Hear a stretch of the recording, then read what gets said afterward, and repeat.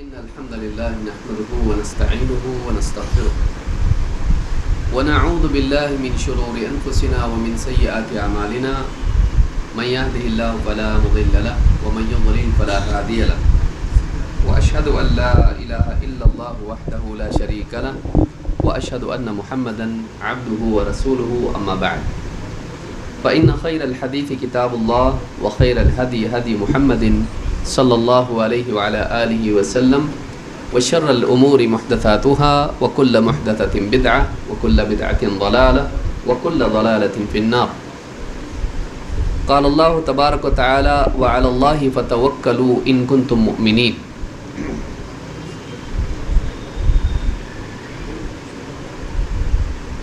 میرے محترم دینی بھائیوں اور قابل احترام اور بہنوں، انسان کو اللہ رب العالمین نے ایک ایسی دنیا میں رکھا ہے جہاں مسائل لگاتار آتے رہتے ہیں. انسان کی ضرورتیں، اس کی مشکلیں، اس کے مسائل جیسے انسان سانس لیتا ہے ایک کے بعد ایک اس پر آتے رہتے ہیں. ایک پریشانی گئی دوسری، اس کے بعد فوراً انتظار میں ہوتی ہے گویا کہ ایک مسئلے سے، مصیبت سے نکل کر ایک آدمی دوسری مصیبت میں، دوسرے مسئلے میں مبتلا رہتا ہے. اسی کے ساتھ انسان کی ضرورتیں، حاجتیں، کھانا پینا، لباس اور بیماری سے شفا اور اسی طرح سے دنیا بھر کی اس کی ضرورتیں ہیں. یہ ضرورتیں بھی اس کے ساتھ چمٹی رہتی ہیں، لگی رہتی ہیں. انسان ان سے دور نہیں ہو سکتا ہے، ان سے بچ نہیں سکتا ہے. کوئی انسان ایسا نہیں جو محتاج نہ ہو، وہ محتاج ہے. ایک انسان دنیا میں اپنے مسائل کے حل کے لیے، کبھی یہ مسائل انفرادی زندگی کے، گھریلو زندگی کے، صحت کے اعتبار سے یا مال کے اعتبار سے، معاشی مسائل، طبی مسائل، میڈیکل ایشوز، کبھی خاندانی مسائل، کبھی سماج کے مسائل اور کبھی ملک اور امت کے مسائل انسان کے پیچھے لگے رہتے ہیں. ان سارے مسائل میں بلا شبہ انسان کو اسباب اختیار کرنا چاہیے اور انسان کرتا بھی ہے. بیمار ہوتا ہے، دوائیاں کھاتا ہے. اسی طرح سے معاشی مسائل کے لیے تجارت بھاگ دوڑ کرتا ہے، کبھی قرض لیتا ہے، کبھی کچھ اور کرتا ہے، جاب کرتا ہے، محنت کرتا ہے، اوور ٹائم کرتا ہے. اسی طرح سے سماجی مسائل کے حل کے لیے نصیحت کے ذریعے سے اصلاح کرتا ہے یا لوگوں سے مشوروں کے ذریعے سے مسائل حل کرتا ہے یا کبھی کسی اور ذریعے سے. عالمی سطح پر بھی مسلمانوں کے مسائل ہیں. جس مرتبے کا آدمی ہوتا ہے اس مرتبے میں اس کو حل کرنے کی کوشش کرتا ہے. مسائل ختم نہیں ہوتے ہیں، ضرورتیں ختم نہیں ہوتی ہیں، ایک کے بعد ایک ہی چیزیں پیچھے آتی رہتی ہیں. ان مسائل کے حل کے لیے جہاں انسان کو مادی وسائل کی ضرورت ہے، چیزوں کی ضرورت ہے، لیکن سوال یہ پیدا ہوتا ہے کہ کیا چیزیں اس کے لیے کافی ہیں کہ ان چیزوں کے پانے سے مسئلہ حل ہو جاتا ہے؟ نہیں. ان مسائل میں جو چیز اسے ٹکائے رکھتی ہے، جمائے رکھتی ہے، ٹوٹنے سے بچائے رکھتی ہے، وہ باہر کی طاقت نہیں ہے، باہر کے وسائل و اسباب نہیں ہیں، وہ اندر کی طاقت ہے. مسائل سے جوجھنے کے لیے جہاں انسان کے پاس اسباب اور وسائل ہونے ضروری ہیں جس کے ذریعے سے وہ ان مسائل کو حل کرے، چاہے کسی بھی نوعیت کے مسائل ہوں، لیکن مسائل کے حل کرنے کے لیے باہر سے زیادہ، باہر کی چیزوں سے زیادہ اندر کی ایک چیز کی ضرورت ہے اور وہ ہے ہمت اور حوصلہ. سب کچھ آدمی کے پاس ہے. مثلاً ایک آدمی کے ہاتھ میں تلوار ہے لیکن اس ہاتھ میں دم نہیں ہے. بتائیے تلوار ہو کے بھی فائدہ ہے؟ نہیں ہے. ایک آدمی میں ہمت اور حوصلہ نہیں ہے، اس کے ہاتھ میں تلوار ہے اپنے دفاع کے لیے، اپنے آپ کو دشمن سے بچانے کے لیے. تلوار ہاتھ میں ہے، تلوار اچھی ہے، لیکن اس کے پاس ہمت نہیں ہونے کی وجہ سے ہاتھ کانپ رہا ہے. تو ہاتھ کانپنے کی وجہ سے وہ لڑ پائے گا، ہمت نہیں ہونے سے وہ لڑ پائے گا، اچھی سے اچھی تلوار رکھ کے بھی لڑ نہیں پائے گا. تو ایک انسان کے پاس اگر ساری دنیا بھر کے وسائل ہوں لیکن اس کے اندر اگر ہمت اور حوصلہ نہ ہو تو ایسا انسان دنیا میں سب کچھ پا کے بھی فیل ہو جاتا ہے۔ لیکن سوال یہ ہوتا ہے کہ وہ حوصلہ آتا کہاں سے ہے، وہ ہمت آتی کہاں سے ہے؟ ہمت آتی ہے اللہ رب العالمین پر بھروسہ رکھنے سے۔ یا تو آدمی کا بھروسہ اللہ پر ہوگا، یا پھر آدمی کا بھروسہ کسی اور پر ہوگا، ٹھیک ہے؟ دوسری چیزوں پر بھروسہ رکھنے سے بھی ہمت آتی ہے۔ بھائی جیب میں پیسہ ہے، کوئی ٹینشن نہیں ہے، حوصلہ ہوتا ہے۔ میرے تعلقات فلاں منسٹر سے ہیں، بھروسہ ہے، حوصلہ ہوتا ہے، کچھ نہیں بگڑے گا اپنا۔ کمشنر مجھ کو پہچانتا ہے، کوئی ڈر نہیں، کوئی گنڈا میرا کچھ بگاڑ سکتا نہیں، ہمت آدمی میں آتی ہے۔ لیکن کمشنر دنیا سے چلا گیا یا شہر سے چلا گیا، بدلی ہو گئی، اب آدمی گھبرا جاتا ہے۔ تجارت میں پیسہ تھا، آ رہا تھا، پوری کی پوری تجارت لاک ڈاؤن میں ختم ہو گئی، اب آدمی بیٹھ جاتا ہے۔ تو چیزوں پر بھروسہ رکھنا یہ بھی ہمت دیتا ہے، لیکن یہ ہمت کب ختم ہو گئی بول نہیں سکتے۔ یہ ہمت کیسی ہے؟ یہ ایسی چیز پر وہ ٹکی ہوئی ہے جو کبھی بھی ختم ہو سکتی ہے۔ لہٰذا ایسی ہمت، ایسا حوصلہ ایک انسان کو زندگی بھر نہیں چلا سکتا ہے، کیونکہ اچھے سے اچھا، بڑے سے بڑا آدمی ہو، طاقتور سے طاقتور بادشاہ ہو، وہ بھی اگر اس کے فیور میں ہو وہ مر بھی سکتا ہے۔ پیسہ برباد بھی ہو سکتا ہے، چوری بھی ہو سکتا ہے، تجارت ختم بھی ہو سکتی ہے، عہدہ چھن سکتا ہے، تعلقات بگڑ سکتے ہیں۔ لیکن ایک انسان اگر ایسا بھروسہ رکھے، ایسی ذات پر بھروسہ رکھے جو ہمیشہ باقی رہنے والی ہے، کبھی اس کے لیے موت نہیں، کبھی اس کے لیے کمزوری نہیں، کبھی وہ وعدہ خلافی نہیں کرتا۔ بعض اوقات وعدہ خلافی بھی ہوتی ہے، کوئی آدمی بولے گھبراؤ، میں ہوں نا، میں ہوں، کوئی کچھ نہیں کر سکتا تم کو، اور کوئی بھی پرابلم آئے گا ایک فون کر دینا، رات دن، رات کے 3 بجے، صبح میں، دوپہر میں، کبھی بھی فون کرو، میں تیار رہوں گا۔ آئی مصیبت اور یہ فون کر رہا ہے، اٹھا کیوں نہیں رہا ہے؟ اٹھا کیوں نہیں رہا ہے؟ بعض اوقات عین وقت پر آدمی ساتھ چھوڑ دیتا ہے، یا اویلیبل نہیں بھی ہوتا ہے۔ کبھی واقعی غلطی سے اویلیبل نہیں ہے، اور کبھی دیکھ رہا ہے لیکن اس کو معلوم ہے فون کیوں آ رہا ہے، کیونکہ اس سے پہلے ایک فون اس کو آ چکا ہے، اب وہ فون اٹھائے گا نہیں، ساتھ چھوڑ دیتا آدمی۔ بعض اوقات بڑے سے بڑے بھروسے انسان کے ہوتے ہیں، ساتھ چھوڑ دیتے ہیں، آدمی ناکام ہو جاتا ہے۔ تو اندر سے انسان ہمیشہ مضبوط بنا رہے، اور واقعی ایسا سہارا اس کا ہو جو ٹوٹنے والا نہیں ہے۔ وہ کون ہے؟ وہ اللہ ہے۔ تو جس پر بھروسہ رکھے گا، جو چیز جتنی پاورفل ہوگی اتنا یہ پاورفل بنے گا۔ اگر اللہ پر بھروسہ رکھے تو پھر اللہ کی قدرت، اللہ کی طاقت، اللہ کتنا بڑا ہے، کتنے عظمت والا ہے، اب اللہ پر اگر اس کا بھروسہ ہوگا تو یہ بھی ویسا بنے گا، یہ بھی اتنا مضبوط بنے گا۔ وہ عام لوگوں کی طرح نہیں ہوگا جن کا بھروسہ کسی نہ کسی پر ہے۔ جب اس کا اللہ پر بھروسہ ہے تو یہ عام لوگوں سے اٹھ کے ہوگا۔ اس کی زندگی میں دیکھنے میں ملے گا کہ بڑے سے بڑے مسائل میں بھی یہ ٹکا رہتا ہے، جمع رہتا ہے۔ کیوں؟ اس کا بھروسہ کس پر ہے؟ اللہ پر ہے۔ لہٰذا یہ بہت ہی اہم چیز ہے جو زندگی میں کامیاب ہونے کے لیے ایک انسان کے پاس ہونی چاہیے۔ سب کچھ باقی ہو، یہ نہ ہو، فیل۔ یہ اگر ہے اور باقی کچھ نہیں ہے، پاس۔ چیزیں کم زیادہ ہوتی رہتی ہیں، آج نہیں تو کل آتی رہتی ہیں، آج ہیں کل نہیں رہتی ہیں۔ لیکن اگر انسان کا بھروسہ اللہ پر ہے تو کسی بھی حال میں ہو وہ کامیابی کا راستہ تلاش کر لیتا ہے، وہ ٹوٹتا نہیں ہے، وہ ٹوٹتا نہیں ہے۔ تو زندگی میں کامیاب ہونے کے لیے، زندگی کی جنگ جیتنے کے لیے بہت ضروری ہے کہ ایک انسان ہمت نہیں ہارے، اور ہمت کے لیے ضروری ہے کہ اس کا بھروسہ کس پر ہو؟ اللہ پر ہو۔ تو آج ہم اسی عنوان پر گفتگو کریں گے۔ اس کو عربی زبان میں اللہ پر بھروسہ رکھنے کو کیا کہتے ہیں؟ توکل۔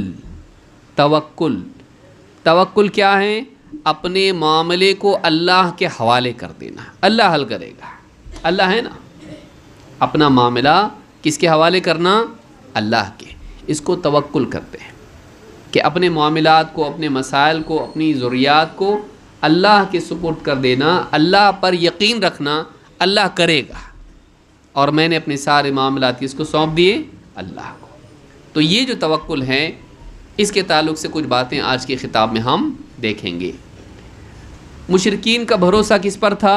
अपने माबूदों पर। लेकिन मुसलमान का भरोसा किस पर होता है? अल्लाह पर। अल्लाह ताला कुरान करीम में फरमाता है, कुल अफ़रअयतुम मा तदऊन मिन दूनिल्लाहि। ए नबी आप कहिए, क्या तुमने उन लोगों को देखा है जिन्हें तुम अल्लाह के सिवा पुकारते हो? इन अरादनी अल्लाहु बिदुर्रिन हल हुन्न काशिफातु दुर्रिही। अगर अल्लाह ताला मेरे लिए तकलीफ़ का फ़ैसला करे, मुसीबत और परेशानी का फ़ैसला करे, इरादा करे, हल हुन्न काशिफातु दुर्रिही, ये जो तुम्हारे माबूद हैं, क्या ये अल्लाह की डाली हुई तकलीफ़ को हटा सकते हैं? औ अरादनी बिरहमतिन हल हुन्न मुमसिकातु रहमतिही। और अगर अल्लाह ताला मुझ पर कोई रहमत नाजिल करे, मेरे लिए रहमत का फ़ैसला कर दे, इरादा करे, हल हुन्न मुमसिकातु रहमतिही, क्या तुम्हारे माबूद अल्लाह ताला की उस भेजी हुई रहमत को रोक सकते हैं? कुल हस्बी अल्लाह। ए नबी आप इनसे कहिए, हस्बी अल्लाह, मेरे लिए तो बस अल्लाह काफ़ी है, मेरे लिए अल्लाह काफ़ी है। अलैहि यतवक्कलुल मुतवक्किलून, तवक्कुल करने वालों को, भरोसा रखने वालों को अल्लाह ही पर भरोसा रखना चाहिए। यानी अगर तुमको भरोसा रखना ही है, अल्लाह पे भरोसा रखो। अल्लाह के सिवा किसी और पर तवक्कुल करना शिर्क है। अल्लाह के सिवा किसी और पर तवक्कुल करना क्या है? शिर्क है। तो मुशरिकीन क्या करते थे? अपने माबूदों से उम्मीदें बांधते थे, हमारे माबूद हैं, हमारा काम बनाएंगे। अल्लाह ताला ने कहा अपने नबी से, आप कहिए इनसे, अगर अल्लाह ताला तकलीफ़ डाले हटा सकते? कि वो लोग भी अल्लाह को बड़ा मानते थे। वो लोग भी क्या मानते थे? ठीक है हमारे माबूद हैं, लेकिन इनमें सबसे बड़ा कौन है? अल्लाह। ये लोग अल्लाह के मोहताज हैं। तो अल्लाह ताला ने कहा कि अगर अल्लाह ही तकलीफ़ डाले, जितनों को मनाने में तुम लगे हुए हो, जितनों की कंदूरियाँ तुम कर रहे हो, जितनों को तुम मदद के लिए पुकार रहे हो, अगर अल्लाह का ही फ़ैसला मुसीबत का है, ये सब मिल के अल्लाह की डाली हुई तकलीफ़ को हटा सकते? अल्लाह के फ़ैसले के ख़िलाफ़ ये अपना कुछ कर सकते हैं? नहीं। और अगर अल्लाह अच्छा चाहे किसी का, तुम सब के सब दुश्मन बने हुए नबी सल्लल्लाहु अलैहि वसल्लम के, अगर अल्लाह नबी पर रहमत करना चाहे, ये सारे तुम्हारे माबूद मिलके उस रहमत को रोक सकते? नहीं। तो कहा कि जब अल्लाह ही का फ़ैसला आखिरी है, वही होता है जो अल्लाह चाहता है, तो मेरे लिए फिर अल्लाह काफ़ी, इनकी ज़रूरत क्या है? जब अल्लाह ही की तरफ से फ़ैसले होते हैं और अल्लाह के फ़ैसले को कोई टाल नहीं सकता है, तो फिर दूसरों से मांग के फ़ायदा क्या है? दूसरों के आगे झुक के हाथ ये फैला के, गिड़गिड़ा के उनकी भीख मांगने में क्या मतलब है? क्यों ना हम अल्लाह ही पर भरोसा करने वाले बन जाए, अल्लाह ही को अपने लिए काफ़ी समझ लें। इसीलिए अल्लाह ने क्या फरमाया फिर आखिर में? उनको सोचने पर मजबूर किया। ये जब सारे फ़ैसले अल्लाह की तरफ से होते हैं, तुम इधर उधर क्यों जा रहे हो? कुल हस्बी अल्लाह, आप कहिए कि मेरे लिए अल्लाह ही काफ़ी है। ये कहा मेरे लिए अल्लाह और औलिया काफ़ी हैं, कहा मेरे लिए सिर्फ़ और सिर्फ क्या है? अल्लाह काफ़ी है। तो नबी सल्लल्लाहु अलैहि वसल्लम को भी इस बात का हुक्म दिया अल्लाह ताला ने कि आप भी इस बात का इत्क़ाद रखें कि आपके लिए कौन काफ़ी है। तो जब हमारे नबी के लिए अल्लाह काफ़ी था, तो हमारे लिए काफ़ी नहीं होगा? हमारे नबी सल्लल्लाहु अलैहि वसल्लम का ही तरीक़ा ये है, और ये तरीक़ा अल्लाह की तरफ से हुक्म दिया हुआ है। कुल हस्बी अल्लाह, आप ये नहीं कहा कि सिर्फ ज़ुबान से कहिए, दिल में कुछ और रखिए, ये कहा कुल हस्बी अल्लाह, ए नबी आप कहिए कि मेरे लिए अल्लाह काफ़ी है। अलैहि यतवक्कलुल मुतवक्किलून, और तवक्कुल करने वाले अल्लाह ही पर तवक्कुल करते हैं।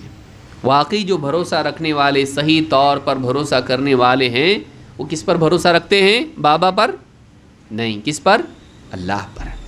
یہ سورہ الزمر کی آیت نمبر 38 ہے، اور یہ بہت ہی جامع آیت ہے جس میں اللہ رب العالمین نے خود اپنے نبی صلی اللہ علیہ وسلم کو اس بات کا حکم دیا کہ آپ علانیہ طور پر لوگوں کے سامنے کہہ دیں کہ آپ کے لیے اللہ کافی ہے۔ بس ایک مومن کا مزاج یہ ہونا چاہیے، ایک مومن کا مزاج یہ ہونا چاہیے، میرے لیے اللہ کافی ہے۔ یہاں در بھٹک کے ادھر سجدے ادھر دعا ادھر کندوری ادھر نظر نیاز کچھ کرنے کی مجھ کو ضرورت نہیں۔ ایک اللہ کو راضی کر لو، فیصلہ وہیں سے آتا ہے، فائدہ ہو نقصان ہو وہیں سے آتا ہے، وہ جو چاہتا ہے وہی ہوتا ہے۔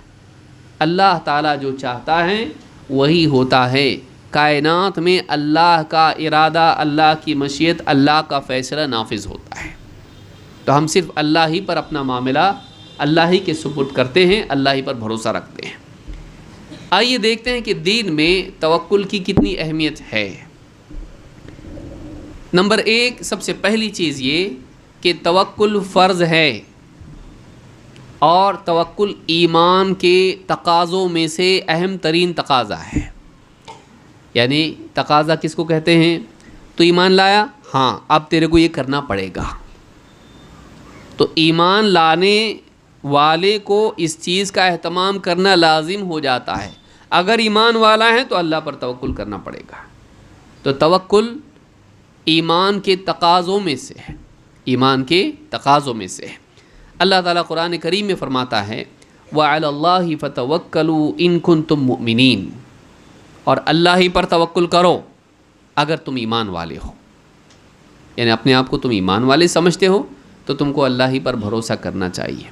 اگر اپنے آپ کو مشرک کافر مانتے ہو پھر تم کسی پہ بھی بھروسہ کرو، مشینوں پہ بھروسہ کرو، پیسوں پہ بھروسہ کرو، تمہاری مرضی، بتوں پہ بھروسہ کرو، ستاروں پر، پریوں پر، جنات پر، فرضی چیزوں پر، کسی پر بھی کر سکو، تمہاری مرضی۔ لیکن اگر تم مومن ہو، اگر تم اپنے آپ کو شرک اور کفر سے پاک مانتے ہو، بچتے ہو اس سے، تم اپنے آپ کو ایمان والا ہی مانتے ہو اور اسی پر مرنا چاہتے ہو، وَعَلَى اللَّهِ فَتَوَكَّلُوا إِن كُنتُم مُؤْمِنِينَ، اگر تم مومن ہو تو اللہ ہی پر توکل کرو۔ معلوم یہ ہوا کہ ایمان والے کو اللہ ہی پر توکل کرنا چاہیے۔ اگر وہ اللہ پر توکل نہ کرے تو اس کا ایمان صحیح نہیں ہے۔ اگر تم ایمان والے ہو تو اللہ پر توکل کرو۔ یعنی معلوم یہ ہوا کہ اللہ پر توکل کرنا ایمان کے تقاضوں میں سے ہے اور ایمان کی علامات میں سے ہے۔ ایک آدمی واقعی ایمان والا ہے، اس کی دلیل کیا ہے؟ وہ اپنی زندگی کے سارے معاملات میں کس پر بھروسہ کرتا ہے؟ اللہ پر۔ تو یہ جو چیز ہے یہ ایمان کے لوازمات میں سے ہے، ایمان کے لازمی تقاضوں میں سے ہے۔ یہ سورۃ المائدہ کی آیت نمبر 23 ہے۔ اسی طرح سے اللہ تعالیٰ فرماتا ہے اللہ لا الہ الا ہو وعلی اللہ فلیتوکل المؤمنون، اللہ اس کے سوا کوئی عبادت کے لائق نہیں۔ تو ایمان والوں کو چاہیے کہ اللہ ہی پر توکل کرے۔ معلوم ہے کہ توحید تب تک کہ صحیح نہیں ہوتی جب تک کہ بندہ اللہ ہی پر بھروسہ نہ رکھے۔ کلمہ تو پڑھ رہا لا الہ الا اللہ، لیکن جا رہا کدھر؟ درگاہوں پہ جا رہا۔ بابا اگر خوش ہو گئے تو ختم، مسئلہ حل ہو گیا اپنا،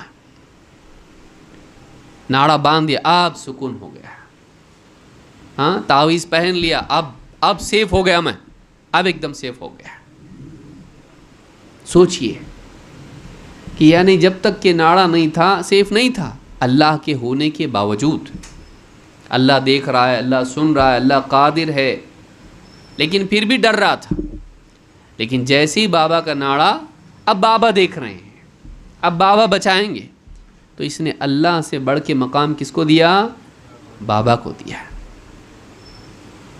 کہا کہ اللہ لا الہ الا ہو، اللہ اس کے سوا کوئی عبادت کے لائق نہیں، وعلی اللہ فلیتوکل المؤمنون، ایمان والوں کو چاہیے کہ وہ اللہ ہی پر توکل کریں، اللہ ہی پر بھروسہ کریں، اپنے سارے معاملات میں مسائل کے حل کے بارے میں اللہ ہی سے امید رکھیں کہ اللہ ہی مسئلہ حل کر سکتا ہے، اللہ ہی مدد کر سکتا ہے، اللہ ہی عطا کر سکتا ہے، اللہ ہی حفاظت کر سکتا ہے، اللہ ہی شفا دے سکتا ہے۔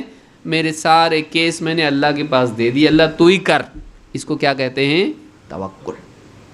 کہ اللہ تو ہی کر، تو ہی بچا، تو ہی شفا دے، تو ہی رزق دے، تو ہی مسائل کا فیصلہ کر، حل کر ان کو. یہ جو چیز ہے یہ ایمان والوں کی صفات میں سے ہے. اس سورہ التغابن کی آیت نمبر 13 ہے. چلیے آگے بڑھتے ہیں. انبیاء جتنے بھی نبی تھے وہ سب کے سب اللہ پر توکل کرتے تھے. پولیٹیکل حالات خراب ہوتے، گھبراہٹ کتنی ہوتی نا، حکومت بدل گئی کیا ہوگا معلوم نہیں، ہاں اگلے الیکشن میں کیا ہوتا، کون آتا معلوم نہیں، ادھر کی حکومت ٹوٹی ابھی دوسری آئی کیا ہوتا معلوم نہیں، گھبرا جاتا آدمی، نیندیں خراب ہو جاتی اس کی. کائنات میں کس کی حکومت ہے؟ وہ بدلی اور بدلنے والی نہیں، کائیں کو گھبراتا ہے. ہم چیزوں کو دیکھتے دیکھتے چیزوں ہی کے غلام ہو جاتے ہیں، ہماری سوچ جو ہے نیچے آ جاتی ہے، نیچے آ جاتی. آپ دیکھیے بعض اوقات جیسے بادل چھائے ہوئے ہوتے ہیں، سورج دکھتا نہیں، اجالا نہیں، کچھ بھی نہیں، پورے ایئرپورٹ پہ اندھیرا، پورے بادل چھائے ہوئے، لیکن جیسے فلائٹ میں بیٹھتا، فلائٹ اوپر ہوا میں جاتی، اوپر ہاں آسمان میں اوپر جاتی، بادل نیچے، اب اوپر آتا سارا سورج ہے کہ نہیں ہے، لیکن نیچے سے کیا ہوتا، ایک دم اندھیرا اندھیرا ہو گیا تھا، بادل اتنے کالے بادل پورے، اب معلوم نہیں کڑکڑا کے بارش ہونے والی ہے. لیکن فلائٹ جب جاتی اوپر جب جاتا، اب نیچے بادل دکھتے اس کو، اور یہ کیا ہے اوپر ہے، اور سورج ایک دم روشن دکھائی دیتا ہے، دھوپ ملتی ہے اس کو. تو بعض اوقات آدمی حالات میں متاثر ہو جاتا ہے، بادل دیکھ کے اندھیرے میں چلا جاتا، اس کو نہیں یاد رہتا کہ اس سے اوپر سورج ہے. بادل ٹیمپرری ہے، پرماننٹ نہیں ہے، آج ہے کل نہیں رہیں گے، ہمیشہ کے لیے نہیں، لیکن سورج ہے آسمان میں، سورج آسمان میں ہے. تو حالات میں متاثر ذہن کے ساتھ آدمی بعض اوقات صرف چیزوں کو دیکھنے لگ جاتا. ان ساری چیزوں کے اوپر سب سے اوپر کون ہے؟ اللہ رب العالمین. عرش پر مستوی ہے، کل بھی تھا آج بھی ہے، اور وہی ساری کائنات کا نظام چلا رہا ہے.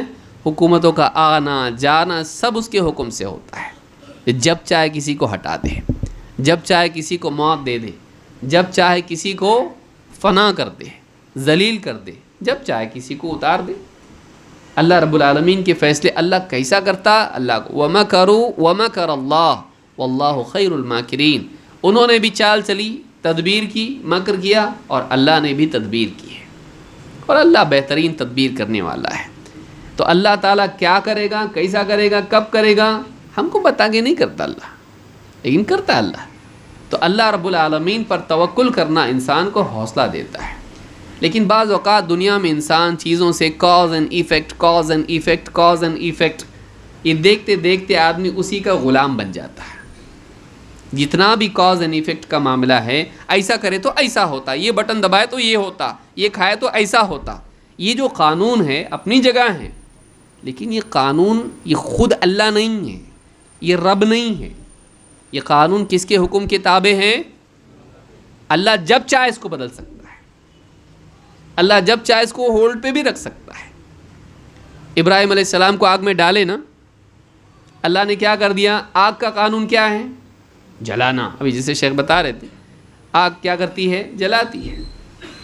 لیکن اس کا قانون کیا کر دیا اللہ نے؟ تھوڑی دیر کے لیے ہولڈ پہ. قلنا یا نار کونی بردن وسلاما علی ابراہیم. ہم نے کہا اے آگ تو ابراہیم کے لیے، یعنی کہا ہمیشہ کے لیے، سب کے لیے، کہا لمیٹڈ ایک دم، ابراہیم کے لیے کیا ہو جا؟ بردن و سلامن، ٹھنڈی اور سلامتی والی. کس کے لیے؟ آگ سلامتی والی ہوتی، ہاں کوئی بھی چیز آگ میں ڈالو کیا ہو جاتی؟ وہ کاغذ ڈالو، آپ کتابیں ڈالو، کچھ بھی ڈالو، اس کے اوپر کپڑے ڈالو، اس کے اندر کیا ہو جاتی؟ آگ اس کو بھسم کر دیتی ہے. تو ابراہیم علیہ السلام کے لیے اللہ نے اس کو بنایا. اللہ جب چاہے قانون بدل دے، اللہ جب چاہے قانون بدل دے. اللہ تعالیٰ جو چاہے کر سکتا ہے. اپنے خاص بندوں کے لیے اللہ تعالیٰ کائنات کے قوانین کو بھی وقتی طور پر بدل دیتا ہے. موسیٰ علیہ السلام کا عصا ہے، فرعون پیچھے لگا ہوا ہے، جا رہے ہیں، پانی پہ مارے تو کیا ہوا؟ اس میں سے رستہ بنا. بنتا ایسا نہیں ہوتا ایسا، لیکن موسیٰ علیہ السلام کے لیے اللہ کیا، اللہ جو چاہے کرتا ہے، وہی آسا ہے۔ پانی میں مارے تو پتھر نکلا، زمین نکلی چلنے کے لیے، اور پھر پتھر پہ مارے تو اس میں سے کیا نکلا؟ پیاس لگی لوگوں کو تو پانی، پانی میں سے پتھر، پتھر میں سے جو چاہے اللہ کرے بھائی۔ اللہ تعالیٰ نے کائنات کے سارے قانون بنائے، سائنسداں نے ڈسکور کیے، سائنسدانوں نے بنایا کون پھر؟ جب قانون ہے تو بنایا کون؟ بھائی قانون اگر ہے کا مطلب کوئی تو بنایا نا اس کو، تو بنایا کون؟ وہ اللہ نے بنایا۔ اللہ نے جو چاہے قانون بنایا، اور اللہ جب چاہے اس قانون کو بدل سکتا ہے، اتنی قدرت اللہ کے پاس ہے۔ لہٰذا مومن ہمیشہ اللہ پر بھروسہ رکھتا ہے، اللہ جو چاہے کر سکتا ہے۔ یہ بات یاد رکھنا انسان کو حوصلہ دیتا ہے، اللہ جو چاہے کر سکتا ہے، جب چاہے اللہ بچا سکتا ہے، جس راستے سے۔ موسیٰ علیہ السلام کو کیسا بچایا اللہ؟ فرعون کیا کیا جب خبر ملی اس کو کہ بنی اسرائیل میں کوئی پیدا ہونے والا ہے، اس نے کیا کیا؟ لڑکوں کو قتل اور لڑکیوں کو زندہ چھوڑنا، تاکہ ہمیشہ غلام بنے رہیں، کمزور رہیں، میرے خلاف بغاوت بھی نہ ہو۔ اچھا، فرعون کا معاملہ غرق کس کے ذریعے ہونے والا تھا؟ موسیٰ علیہ السلام کے ذریعے سے۔ ان کا پیچھا کرتے کرتے تو گیا نا، تو اس کو کہاں پالا اللہ نے؟ موسیٰ علیہ السلام کو کہاں اللہ نے پال کے دکھایا؟ فرعون کے گھر میں۔ اللہ کیسا ہے دیکھیے، کہ اللہ بھی اچھا تو قتل کرتا ہے ان کو، تیرے گھر میں ہم اس کو پالیں گے۔ ٹوکری میں، ماں کو اللہ کی طرف سے رہنمائی ملی، ڈالو ٹوکری میں اور ڈالو اس کو پانی میں۔ وہ ٹوکری جا کے کہاں رکی؟ کہیں تو بھی اور جاتی تھی نا بھائی، وہاں کیوں آئی؟ کون بھیجا وہاں؟ بھیجا۔ تو قتل کرتا، تیری ہلاکت اس کے ذریعے سے ہوگی، لیکن اس کی حفاظت تیرے ذریعے سے ہوگی۔ عجیب، تیری ہلاکت اس کے ذریعے سے ہے، لیکن اس کی حفاظت تیرے ذریعے سے۔ تو اللہ رب العالمین یعنی ہلاکت کے راستوں سے حفاظت پیدا کر سکتا ہے، جس میں دکھ رہا آپ نے کو ہلاک ہونے والے، جیسے ابراہیم علیہ السلام آگ دکھ رہی ادھر، لیکن اسی میں اللہ کیا کر سکتا ہے؟ حفاظت۔ موسیٰ علیہ السلام آپ دیکھیے، ہلاکت دکھائی دے رہی، فرعون کے پاس جائیں گے قتل کر ڈالے گا، لیکن وہیں کیا ہو رہا ہے؟ حفاظت ہو رہی ہے۔ اللہ جو چاہے کر سکتا ہے۔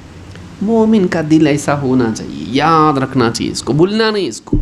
اپنا نام بھولے چلیں گے، یہ نہیں بھولنا، یہ نہیں بھولنا کہ اللہ ہر چیز پر قادر ہے، جو چاہے کر سکتا ہے، اللہ جو چاہے کر سکتا ہے۔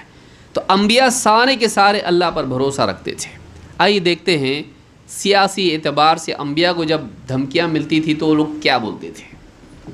اللہ تعالیٰ قرآن کریم میں فرماتا ہے أَلَمْ يَأْتِكُمْ نَبَأُ الَّذِينَ مِنْ قَبْلِكُمْ، کیا تمہارے پاس پچھلوں کے واقعات نہیں آئے، ان کی خبر نہیں آئی؟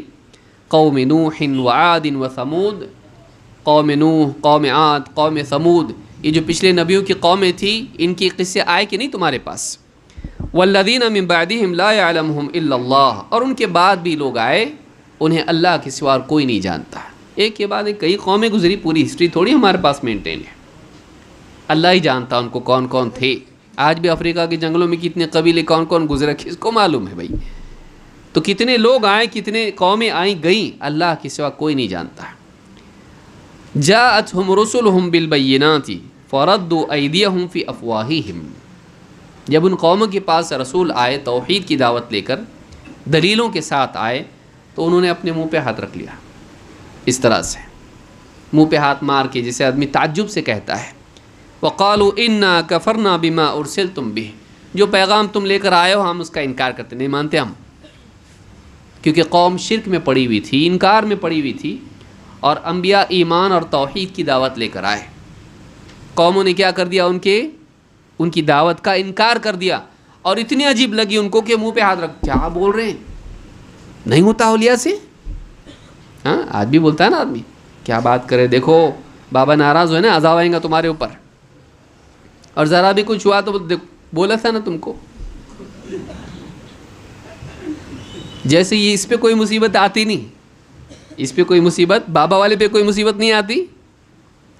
پوچھو درگاہ پہ، کہاں ہے مجاور صاحب؟ تو آپ ڈاکٹر کے پاس گئے ہوئے. ارے ہم لوگ اتنے دور سے سفر کر کے یہاں آئے, ہاں بس کر کے پورا خاندان لے کے آئے یہاں پہ کائے کے لیے؟ شفا کے لیے. اور مجاور غائب, وہ کہاں جا رہا؟ ڈاکٹر کے پاس. یہاں نہیں ہوتا, یہاں نہیں ہوتا. عجیب. لیکن کسی کی عقل, شرک انسان کی عقل کو ختم کر دیتا. لہم قلوب لا یفقہون بہا, اللہ نے کیا فرمایا؟ ان کے دل ہے لیکن سوچتے ہی نہیں اس سے. یعنی بھیجا ہے لیکن عقل نہیں ہے. انسان کے پاس عقل ہونی چاہیے, سوچے وہ کم سے کم. وقالوا لو كنا نسمع او نعقل ما كنا في اصحاب السعیر. جہنمی کیا کہیں گے؟ کاش کہ ہم سنتے یا عقل سے کام لیتے تو جہنمیوں میں نہیں ہوتے. تھوڑی سی عقل جو اللہ نے دی استعمال کرتے. کیا کر رہے ہیں ہم لوگ؟ اور نبیوں کی بات کو سنتے, داعیوں کی بات کو سنتے, اللہ اور اس کے رسول کی بات کو سنتے, ہم جہنم میں نہیں پہنچتے.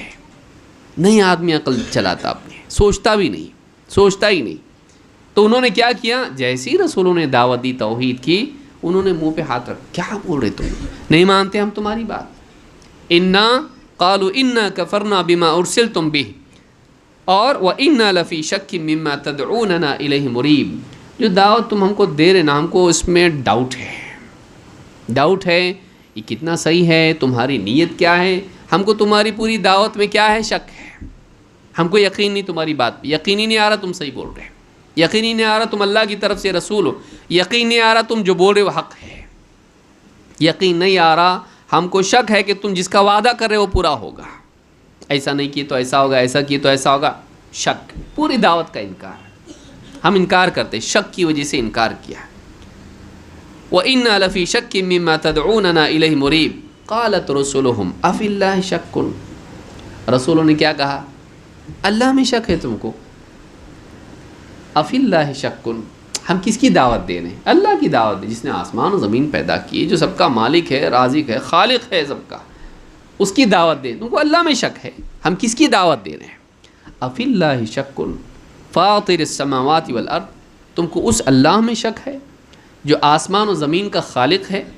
یدعوکم لیغفر لکم من ذنوبکم. وہ تمہیں پکار رہا ہے, وہ تمہیں بلا رہا ہے تاکہ تمہاری مغفرت کریں تمہارے سارے گناہوں کی. یعنی ہمارا اس میں کوئی فائدہ ہے؟ تم کو دعوت دے رہے, توحید کی دعوت دے رہے, ہمارا کیا فائدہ ہے اس میں؟ اللہ کا کیا فائدہ ہے اس کے اندر؟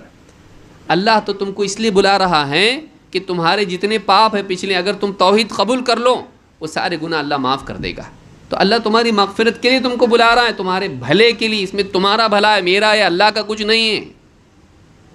نبی دعوت دے رہے ہیں, یدعوکم لیغفر لکم من ذنوبکم ویؤخرکم الی اجل مسمی. اور تاکہ تمہیں ایک مہلت دے دے ایک وقت تک کے لیے, تاکہ تم نیک عمل کرو اور دین قبول کرنے کے بعد اپنے حال کی اصلاح بھی کر سکو, اچھی زندگی جیو, اچھے حال میں مرو, تاکہ تم کو ایک وقت تک اللہ مہلت دے. وَيُؤَخِّرَكُمْ إِلَىٰ أَجَلٍ مُّسَمًّى. اب قوم, جب انسان کا ذہن بگڑا ہوا ہو تو اچھی بات کا بھی غلط مطلب لیتا ہے. چشمہ جیسا ویسا رنگ, ہاں, چیز کا رنگ نہیں رہتا. اگر چشمہ ہرا پہنا تو یہ لائٹ کیسی دکھے گی؟ ہری دکھے گی. آپ لوگ بھی ہرے بھرے دکھیں گے سب. جیسا رنگ ہوگا چشمے کا سب ویسے دکھیں گے. چیزیں, آسمان بھی نیلا نہیں دکھے گا, کیسا دکھے گا پھر؟ ہرا. لوگوں نے کیا کہا؟ قالوا ان انتم الا بشر مثلنا. اب نیا بہانہ. پہلے تو کہا ہم کو شک ہے تمہاری بات پہ, یقین نہیں آ رہا. دوسری بات کیا؟ لیکن تم تو ہمارے جیسے انسان ہے نا, تم کو کیسا بھیجا اللہ؟ یعنی اللہ تعالیٰ نے تم کو ہی کیوں چنا؟ تم انسان ہو, تم اللہ کا پیغام کیسے لا سکتے؟ کیوں نہیں لا سکتے؟ اگر اللہ تعالیٰ انسانوں کے پاس انسانوں میں سے کسی کو چن کر پیغام دینے کے لیے بھیجے, اللہ یہ چاہتا ہے, تو اللہ کو کون روک سکتا ہے؟ لیکن انسان کیسا ہے؟ ہم تمہاری بات کیوں نہیں مان رہے ہیں؟ کیونکہ تم انسان ہو. قالوا ان انتم الا بشر مثلنا.